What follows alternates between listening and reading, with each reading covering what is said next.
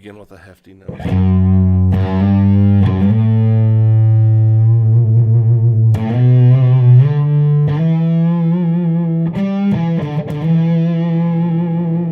The amp looks really cool, like it's glowing.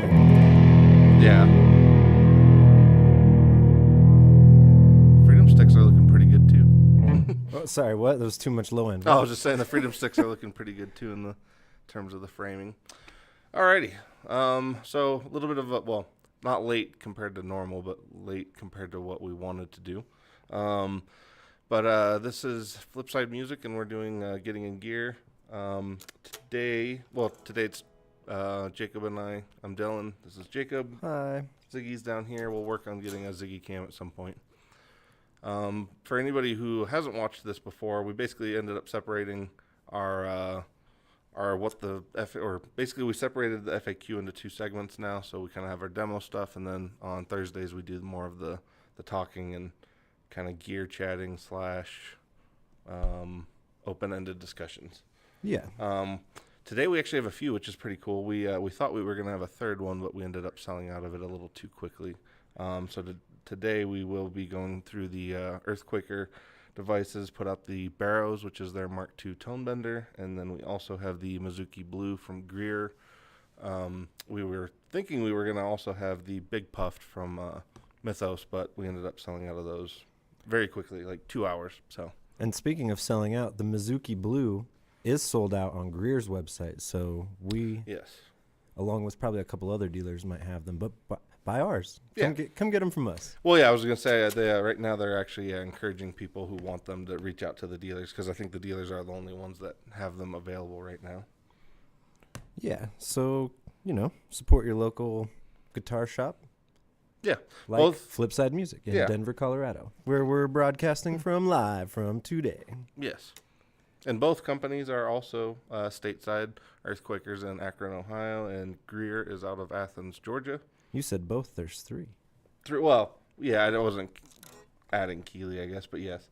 Keeley and Old Blood. So we got Oklahoma. We got dual Oklahoma representation on the board.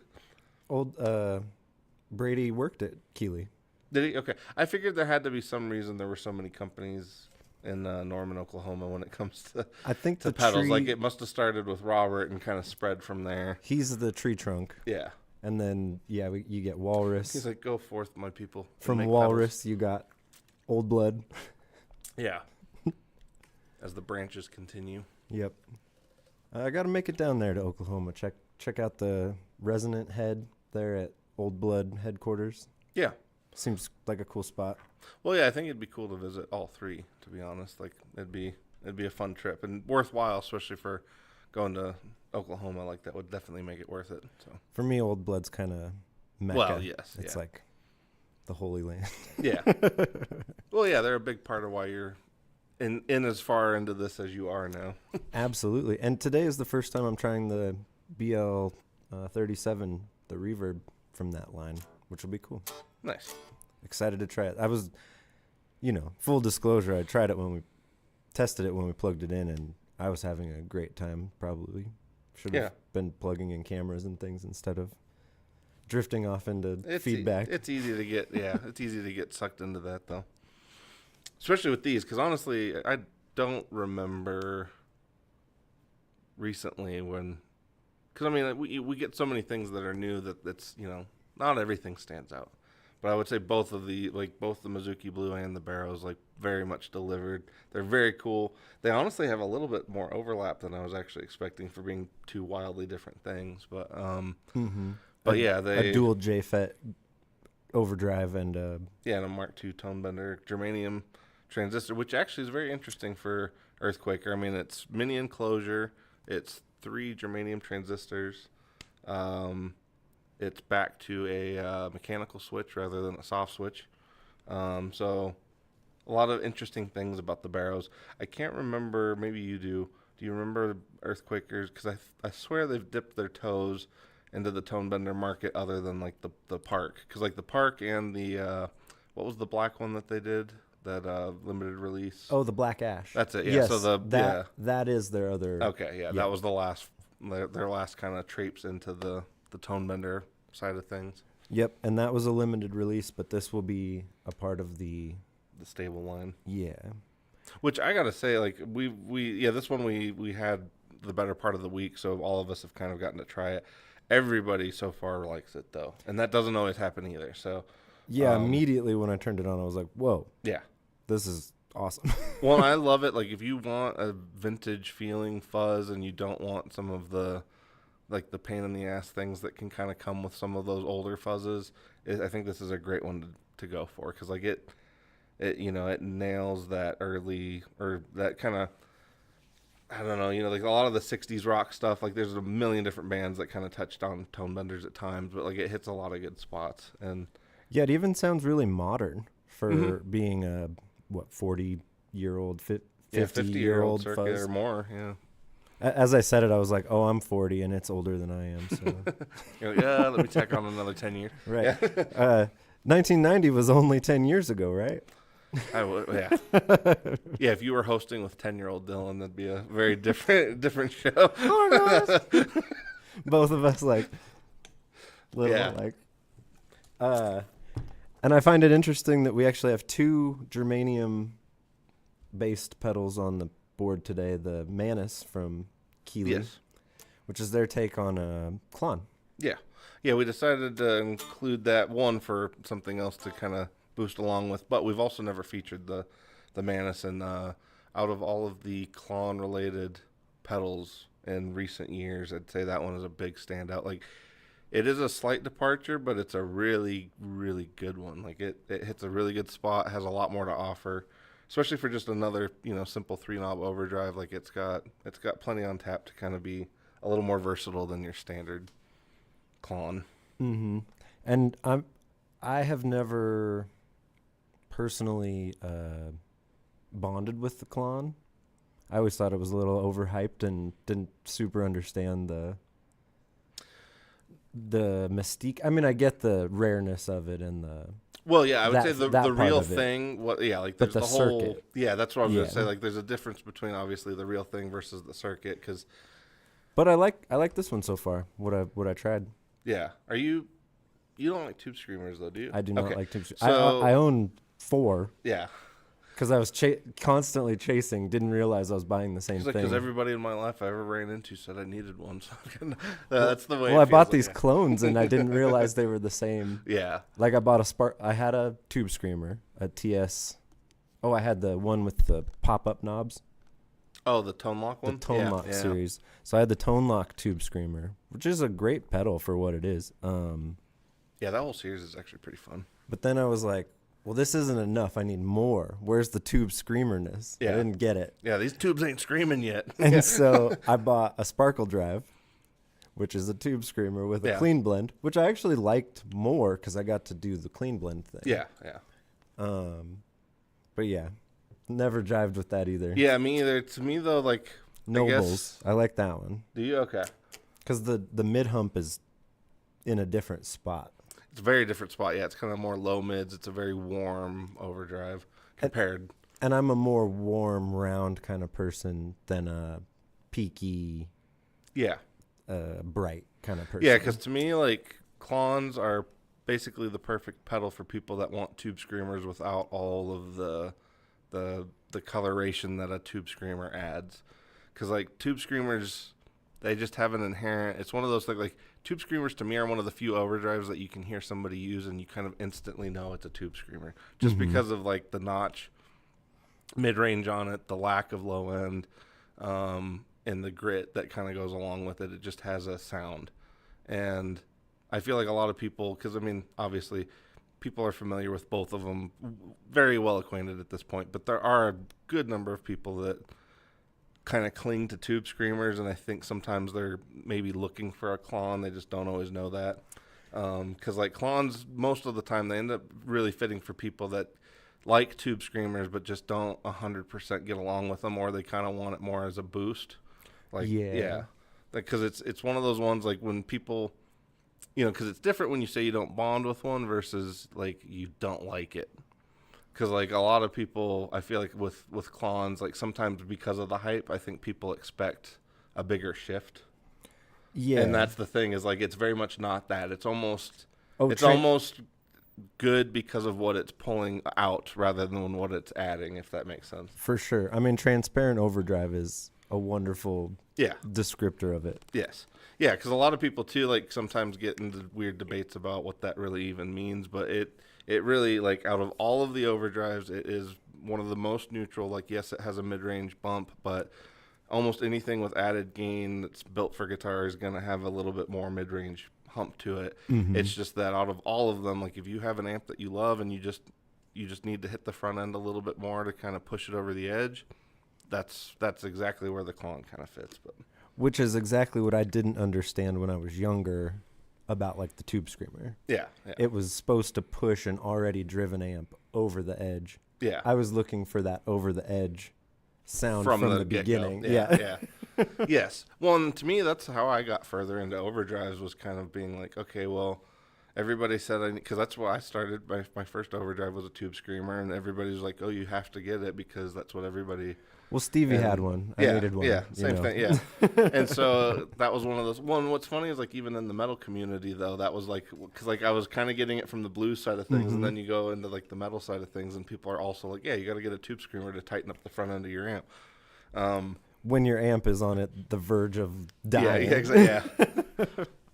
And so I think that's what, like, because then I ended up getting more, obviously, into the Klon thing, and that was where I kind of landed. But then after that, I was like, well, now I've experienced the reduction of texture. Now I want to know, like, what are all these textures of overdrives about? And that's where, like, something like the Mizuki Blue was really interesting to me when they announced it, because, like, there's JFET preamps out there, but a lot of times I always feel like they kind of stop just a little bit short of where you want it to go. And I feel like this one finally goes to, like, if you ever wondered what just a completely blown out JFET sounds like, that's, you can kind of get there with this one, which is cool. Yeah, it has a really, I mean, shoot, let's let the people hear that. It's a very natural drive. And here's all the knobs set at noon real quick.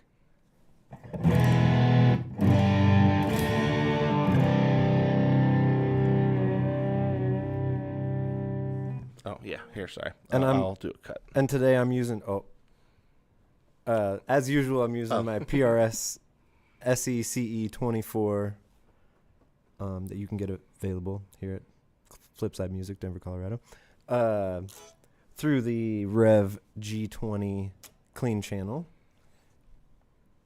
with Pighog cables and V30 speakers.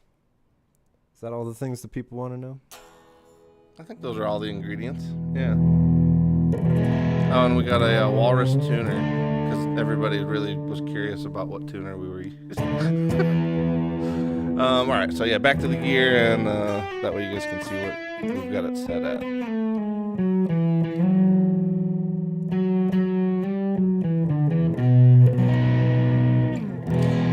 Very beefy. It's super beefy. I was just going to say, it's a bit dark almost. Yeah, a little bit. Actually, let's check out the range of the tone control first. So we'll go all the way down. Not really adding bass.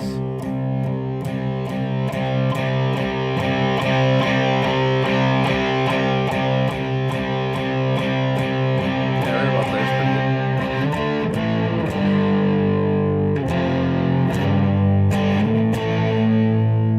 Oh, yeah. Hefty. Yeah. Very, I know, like, the term amp-like gets thrown around, like, to the, all the time.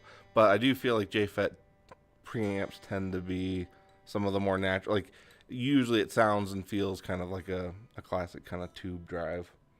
Yeah, it very much has that feel. Yeah. Like a little saggy, not like fuzz saggy, but in there. We'll juice that gain now. Let's see where that goes.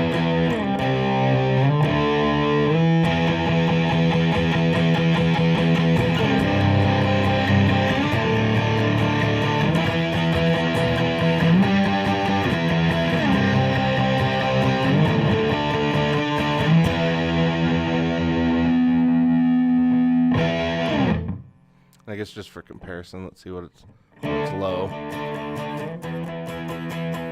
It's still pretty warm.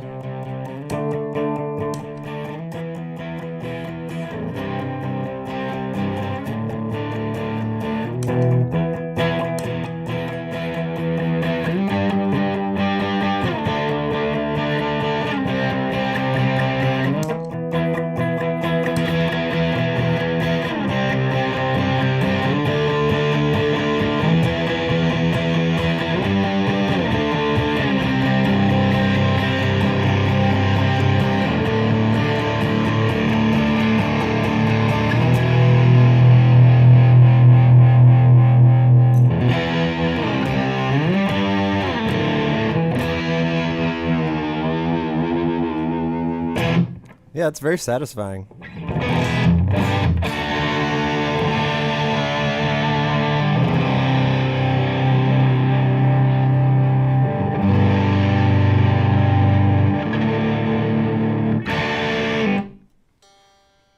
This poor G string. Yeah. You want to give it a try? Yeah. Actually, I should probably tune myself real quick. So yeah, we'll say hello to all the folks who joined us in the chat. We've got Eric and Dastardly Dave and Carla out there. So thanks for joining us, as always. We really appreciate you. Is Pedals and Guido, are they on there? No, I think that's... Well, they haven't made themselves known. Okay. But yeah, you know, the dual FET, JFET thing is to replicate the two cascading stages of a tube amp. Yeah, so it'd kind of be like, the same effect you would get. Because most of the time, as far as I understand in the history of like JFETs, MOSFETs, all that, as far as I know, they were all made to more or less stand in place of tubes when, in terms of the circuits. Because like a lot of the cattle and bred, like a lot of their classic preamps, those are all JFET based for the most part, or some of them might have been MOSFET, but most of the time they're JFET based, and they behave, pretty similar to a tube. And I feel like by and large, not always a guarantee, but if it's JFET based for the most part, it tends to be a very warm drive. Super warm. Yeah. All right, so now for some C stuff.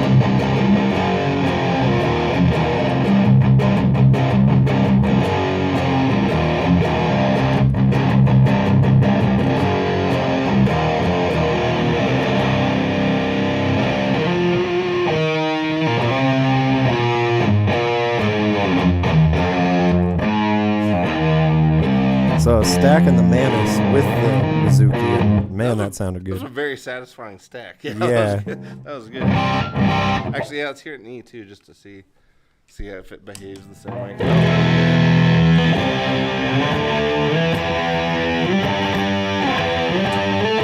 Hence the example of something tightening up.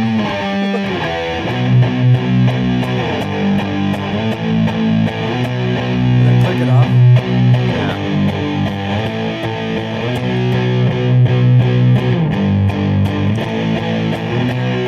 And brings back a little sizzle.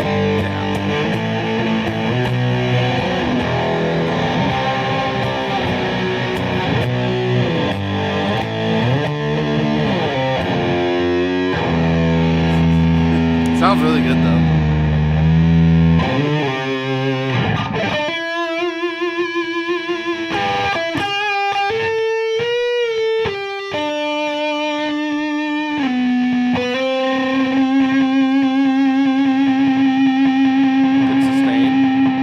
Sustain.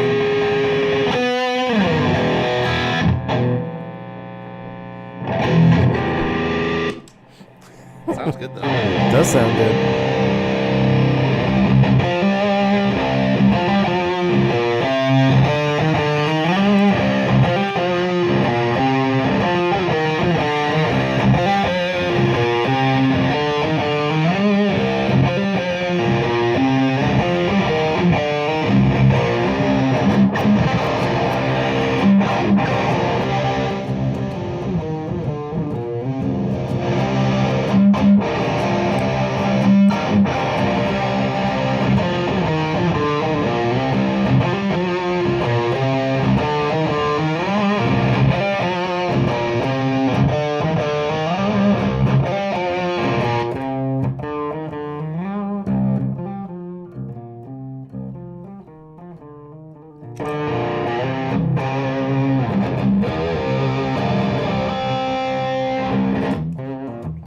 Oh, that really pushes it. Yeah, you can even get little pinch harmonics with it boosting.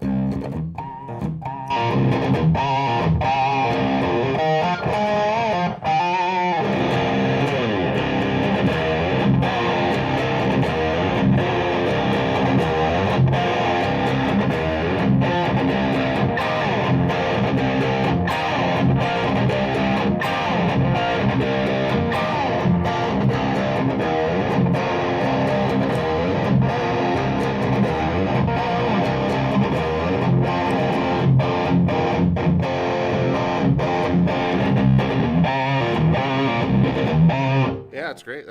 Honestly, that stack is really good. Yeah. Well, let's hear the Manus just on its own. On its own, yeah. We'll put all the knobs at noon. We'll put both switches up, which is germanium transistor instead of germanium diode. Yes, and I believe, can't 100% confirm, but I believe in this scenario, because a lot of times, obviously, it's kind of easy to get the terminology with germanium and silicone when it relates to clipping sections and clipping diodes versus being the actual drive section.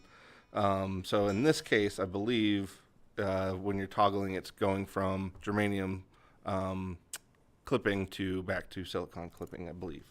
So transistor clipping, which would be versus diode clipping. Yeah. But both are both germanium. Okay, that's okay. Yeah, that's right.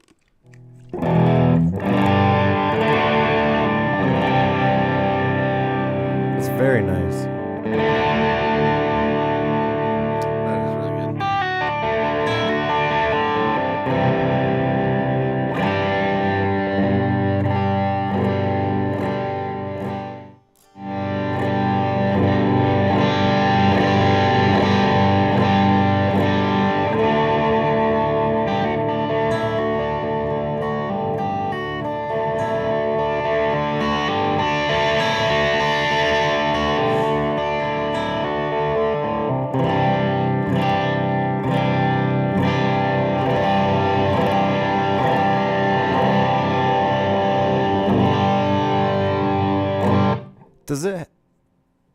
Is there some of your clean tone retained in that? So that fundamentally with a Klon, ideally there should always be just a bit, because is that the dual gain? Yeah, the stacked gain control generally results in it's more of a blend control of like the gain is basically maxed out and you're just blending in how much of the clean signal is kind of remaining.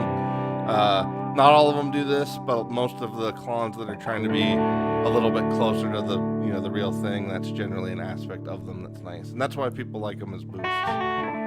So then in this configuration with the boost or the bass boost on and the germanium transistor, that's the mod then, right? Yes. So then stock would be without either. Yeah, it would stock and with germanium diodes. Yeah.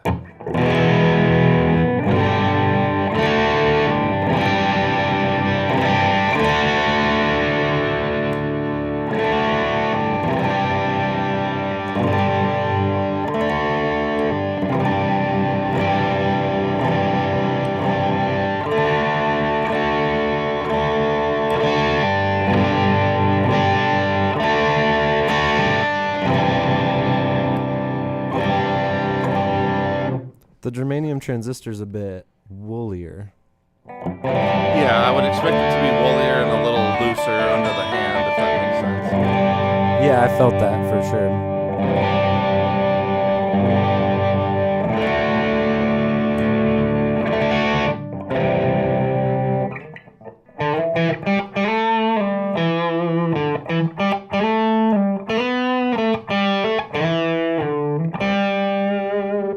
That's nice. Mm-hmm.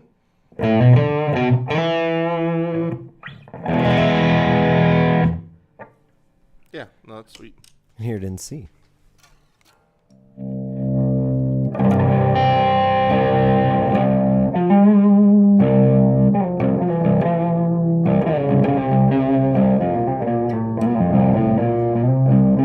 Oh yeah, I can really hear that bass open up on this guitar.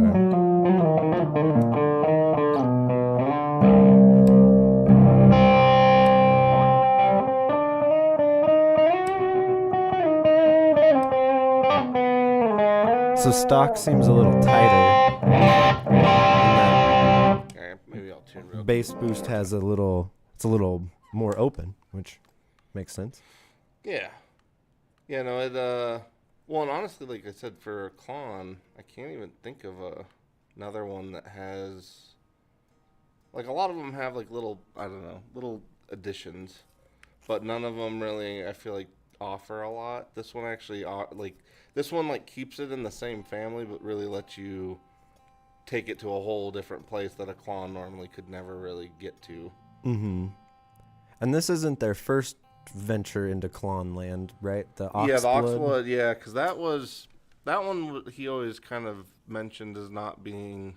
Not a one-to-one clone. Yeah, it was like his interpretation or his version of what people were kind of describing with it, rather than being like him trying to reverse engineer it. Yeah. I don't know that this one technically is either, but this one, as far as I know, was a step closer back towards the real deal.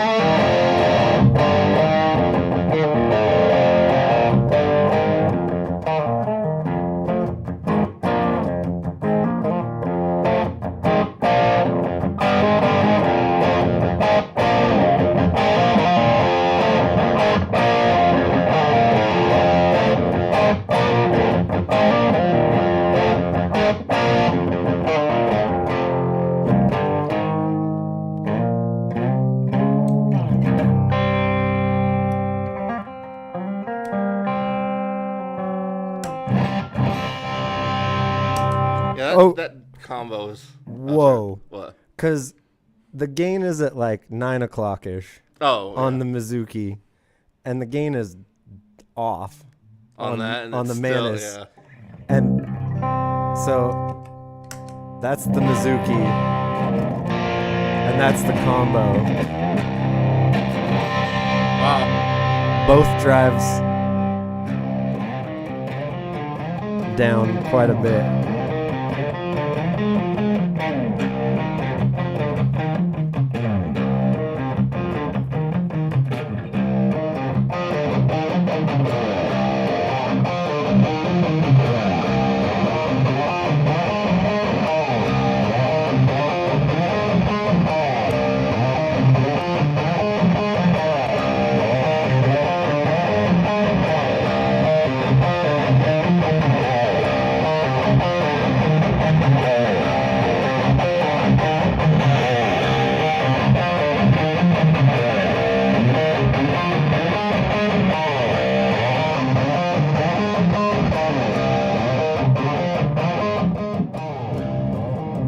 Man, that's quite the range on the tone out there.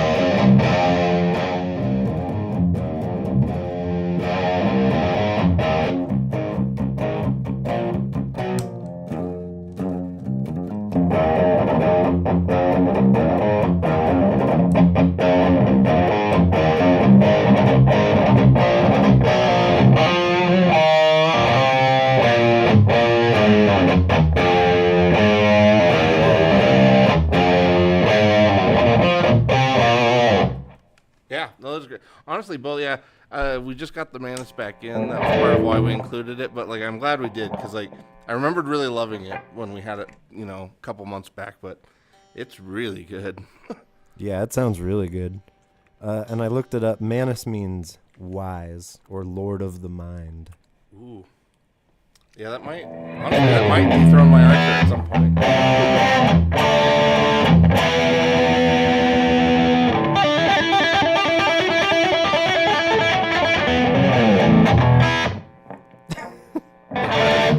It's very, yeah, I don't know, it just hits the right spot.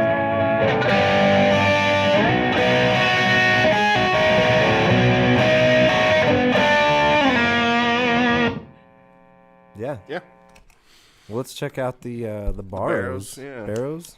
I think it's Barrows, because like a barrow white, which I thought was like it's like a ghost that inhabits in, those burial mounds. Mm-hmm. Which, there's skulls. There's a mound. Yeah. I think you're onto something. Yeah, I think so. Although I'm not English, so maybe I'm not saying I'm drawing out the A when it shouldn't be or something. Oh, maybe that's it. It's like aluminum or aluminium. Yeah. Barrows. Yeah. Sparrow. Yeah. Best pizza in New York. Yeah, versus Sparrow, which is a wee bird. All right, I guess let's hear it in E first, and then we'll go back to C.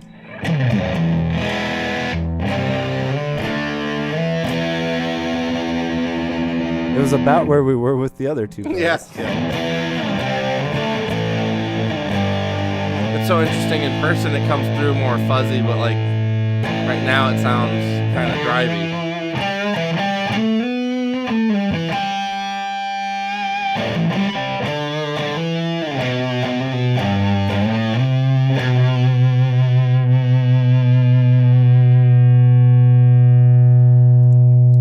Also beefy. The sustain.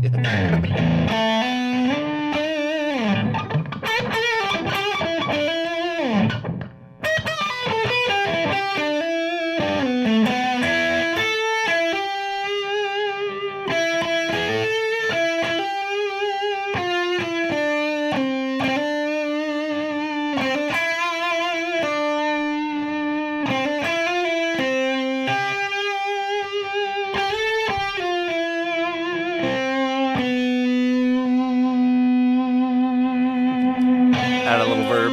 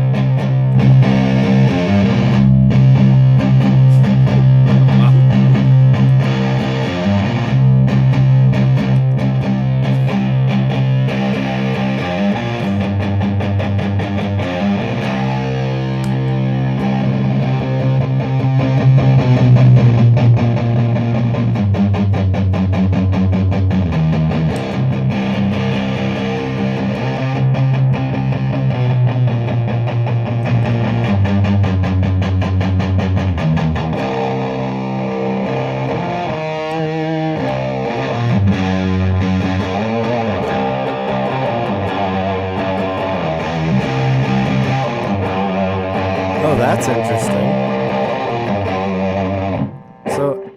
as I turn the drive down on the Manus, there's a whole lot of low end.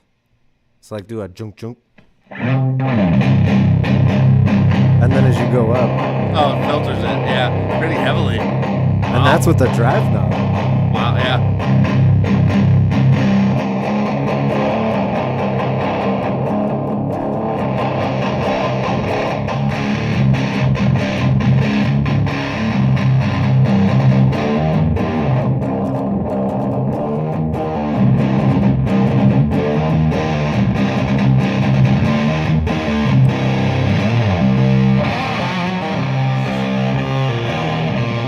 That's wild.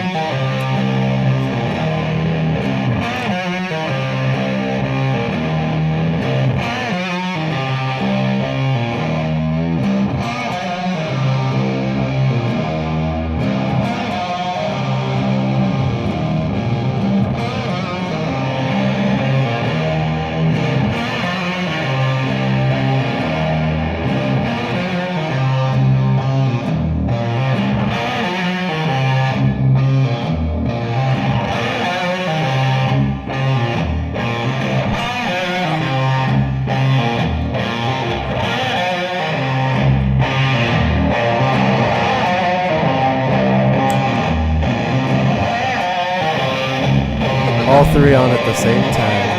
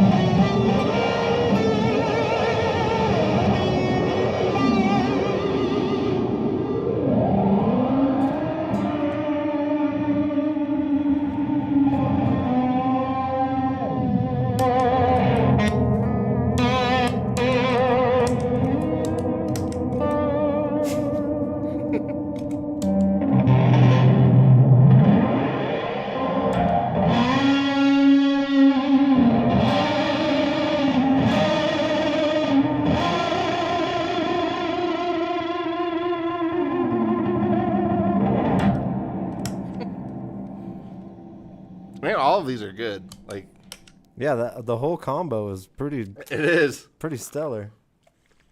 I really like that reverb too.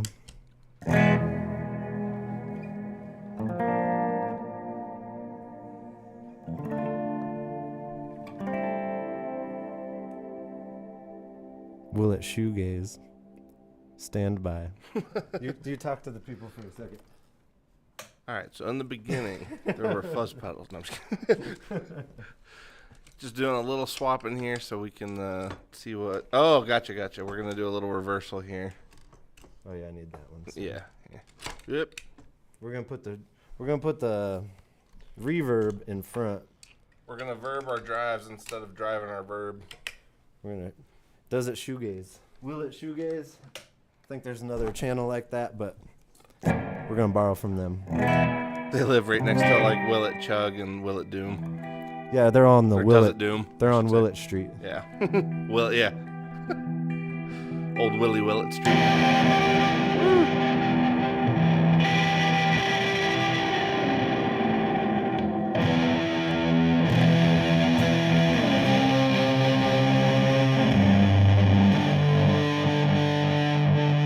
That'll do. That'll do.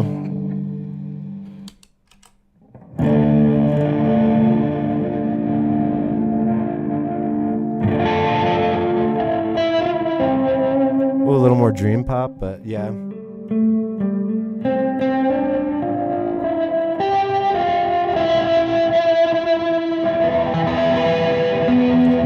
It's only dream pop if it gets popular, right? Up until then, it's just a dream.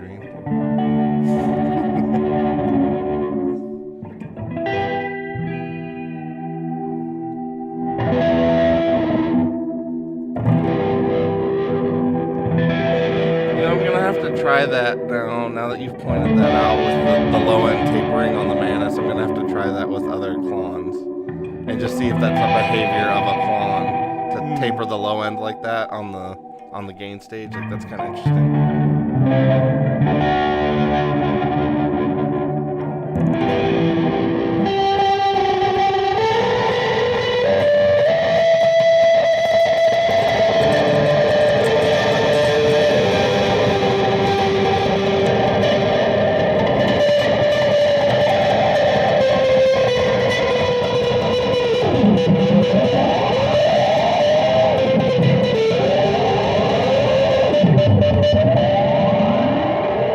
Sharper pick.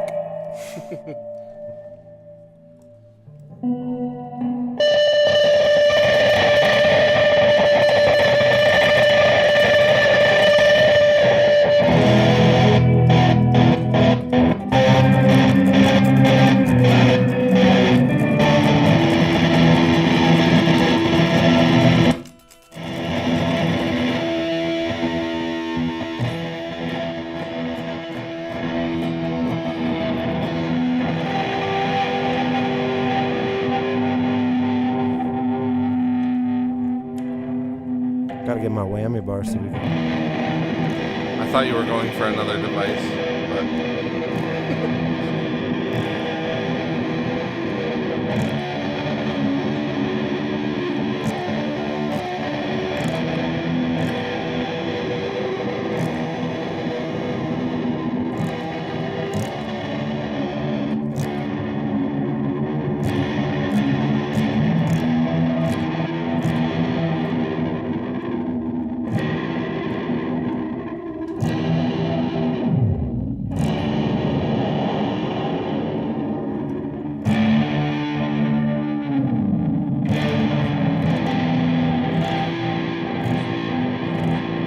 I think there's a little modulation there as the clock goes up.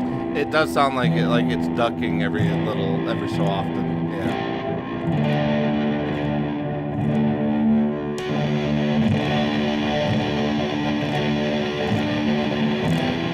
And who knew tone benders were so good at that? It's like that so far is kind of my favorite. With the reverb ahead of it.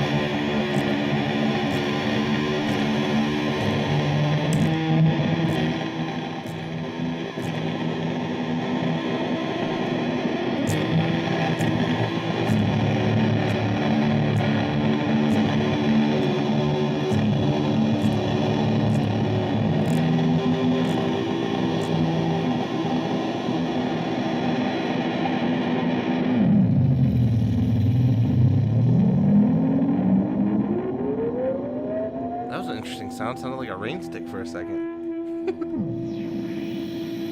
Yeah, there it is. That's cool. It's the clock giving up.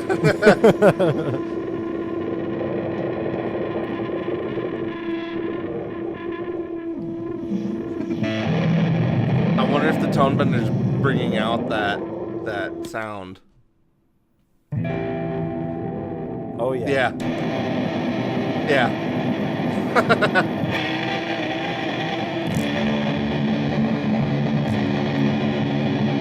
It's almost like tape hiss or something. Yeah.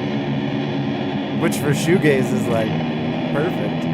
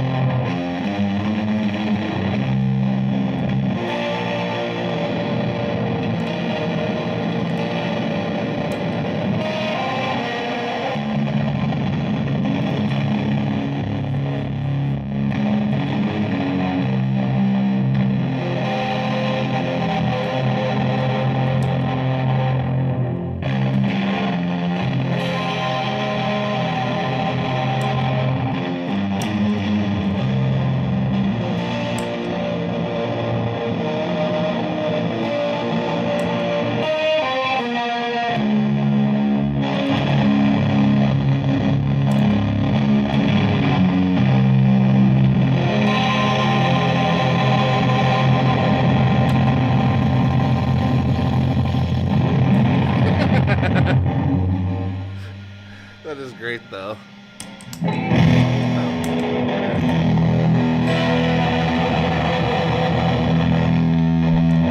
I like all of them on. I mean, it almost makes its own noise. I was gonna say, even the hiss is satisfying. Oh, wow. Ooh. No shit, it sounds like old radio signal. That's awesome. Chill. Light on my side when the eagle becomes.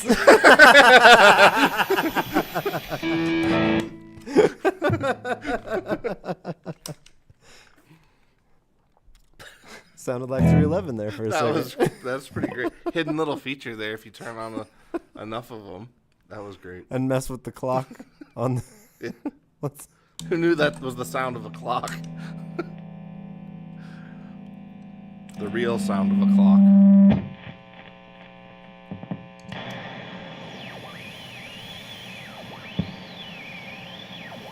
That is great. I hope Gordo's sampling that.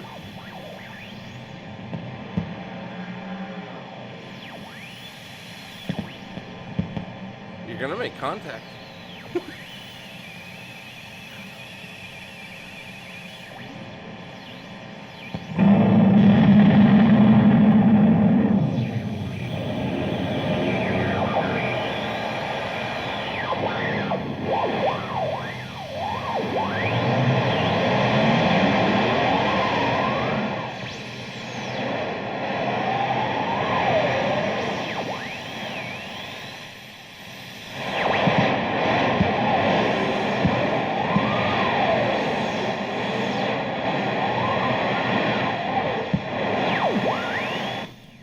So, if you're into noise, noise music, noise. This is a wonderful device. Yes. For any of you that are still with us, we thank you. Yeah, that was the bonus extra round, though. That was great. Like, oh man, who knew that 3 overdrive devices and a reverb in front of them could be so fun? yes. Well, I never would have bet on that sound. Usually it's just like, this reverb's wild. It is. It gets a little more carried away than you'd think.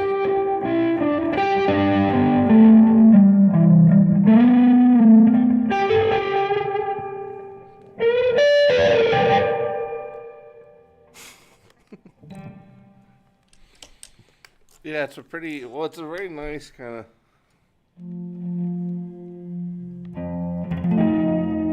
And at this moment, it's the Manus and the OBNE BL37. That's very nice.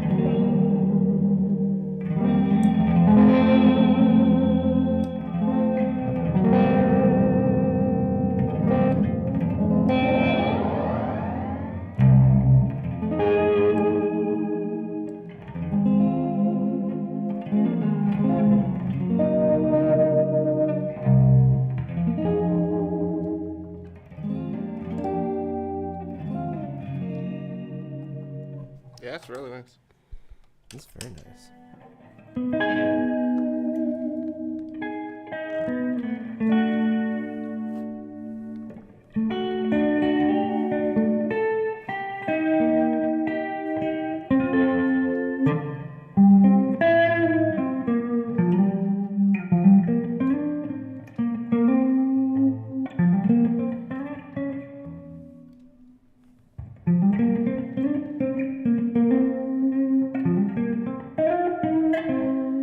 Those neo soul folks would probably really dig this. I was gonna say it's hard to describe. It almost has a compressed feeling, but like having it on the back end is, I don't know, it's very nice. Not my normal kind of setup, but I like it.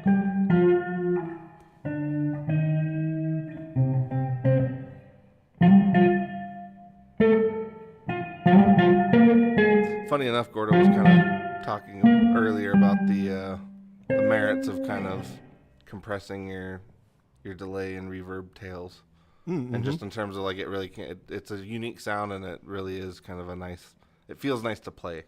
Yeah, totally.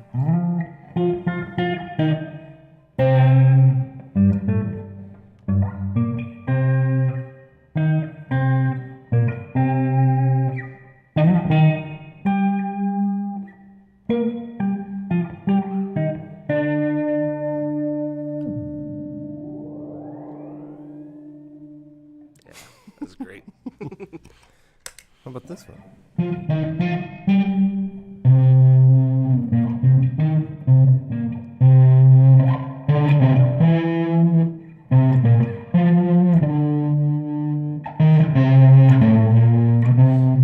Little bass heavy, but let's tighten it up.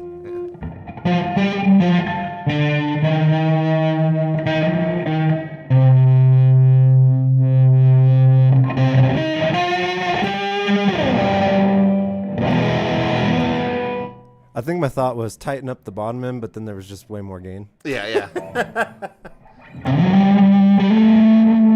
Yeah, it's like ultimately the Mizuki Blue is going to do what it wants to do, but it does a good thing.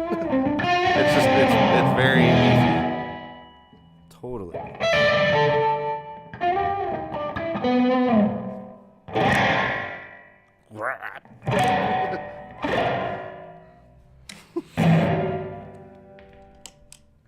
All right.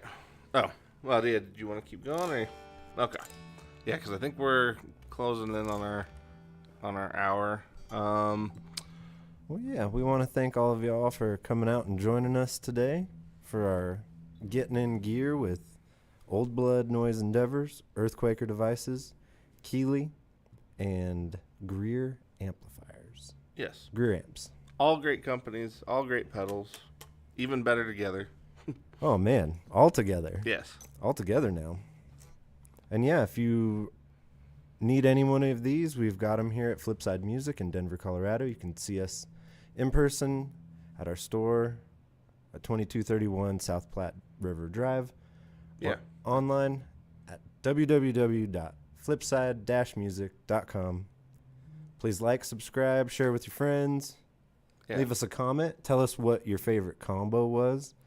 And yeah, if you made or if you'd like to see any combos in the future, because we definitely would not mind some watcher comments in terms of things to consider in the future in case we don't have new stuff. Because today we were very lucky to have a bunch of new stuff, but it doesn't always work out that way. So yeah, any suggestions are very welcome. Yes. Yeah, share it with your friends. All these things help. Comment the comments. The interaction that really helps. Tell us what your favorite clone is. Actually, yes, because there are so many now compared to, even compared to like 10 years ago when the Archer was kind of first making waves. I feel like the market has just blown up since then when it comes to clones. Personally, this Manus is mine. I would say like it's been the first clone I've tried in a while that actually really impressed me, because like all of the others were all kind of starting to blend together. Yeah. And I feel like this one actually stands out from the crowd, which is nice because, after J-Rocket with the Archer and Ryra with theirs, I kind of stopped looking, and I feel like this one really actually is surprising. Also got to give it up to FEarthquaker delivering a mini-sized Mark II tone bender at 129 that's consistent. Like, that's awesome. Like, I'm really glad they did it out of the park. Yeah. Yeah, so definitely got to give it to them for that one. And the Mizuki Blue, too, again, like, it's an interesting pedal that I'd like to try with a few other amps, because it's one of those ones that, like, it feels really good under the hand. You just got to probably pair it with the right amp, I think. I wonder if it's so big and bloomy because of this amp. Because that amp does that. Because it's letting it through. Mm-hmm. Yeah. Because that's what I was wondering, like, this paired with, like a Vox. Like, I feel like that could be a really awesome combo. But. Totally. And I was also wondering if maybe the Manus and the Rev G20 are a good combo. Yeah. Like, maybe I haven't tried an Archer with that. They're meeting in a great soup of neutrality. Mm-hmm. Yeah. It's a really cool... It's a cool thing. Pedals are fun. And, you change over time. Yes. Your tastes, your feel, your touch, everything of that. So something you maybe tried 5 years ago that didn't jive with you, maybe give it a try again. Yes, because I would say, like, as you try, and bearing in mind that not everybody gets to try as many things as we do, but I'm a big firm believer that, like, everybody has a gateway into each of the circuits. You're not always going to end up with everything, but, like, when it comes to fuzz, like, everybody has the first one they get into. That's what kind of starts them out on the journey of looking for other ones. And to me, that is more than half the fun with pedals. If not, I mean, that's like 3/4, if not more, of why we even kind of have so many pedals, and we all kind of collect pedals, looking for those little differences and looking for the, you never know which one's going to surprise you. And on which day of the week. Like, yeah, 100%. You just never know. And it just hits the spot, or you hear something that you haven't heard, or you want to write something you haven't written. That's where, like, pedals can really make a big impact on where you kind of go. And like you said, you might have overlooked something in the past that might hit the right spot for you now. So, yeah. And on that note, we'll leave you for the day. We hope you have a wonderful evening. Catch us in a few hours for our other live stream, Maris Monday, where we'll get weird. Like yes. That one noisy part. We'll get funky with it. Yeah. It'll be fun. Yeah, if you like 3 BPM ballads, that's what we deliver. Where we're going, we don't need notes. Yes. All right. See you guys next week, or later. And we'll catch you on the flip side.